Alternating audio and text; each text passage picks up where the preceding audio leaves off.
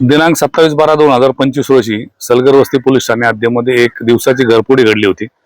त्यामध्ये राजमुद्रा रेसिडेन्सी दामोदर निवास या ठिकाणी फिर्यादी श्री प्रकाश वानकर यांच्या घरामध्ये एक अनोळखी व्यक्ती बंगल्याच्या मागील बाजूस कंपाऊंड उडी मारून चढून आतमध्ये प्रवेश करून 15,80,000 अशी रोख रक्कम त्यांनी चोरी केली होती। त्यामध्ये सदर बंगल्यातील रहिवासी हे बाहेर गेल्यामुळे त्याला ही संधी मिळाली होती।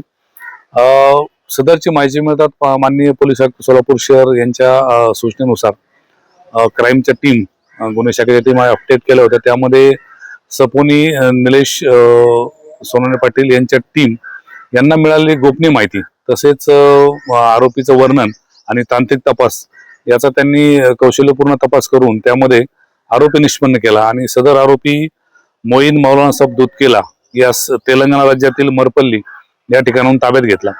आरोपीला ताब्यात घेतल्यानंतर त्याच्याकडे जे तपास केला त्या तपासामध्ये त्याने सदर ठिकाणी चोरी केल्याचे कबूल केले आणि गुन्ह्यामधील मालमत्ता आहे ती देखील हस्तगत करण्यात आली आहे।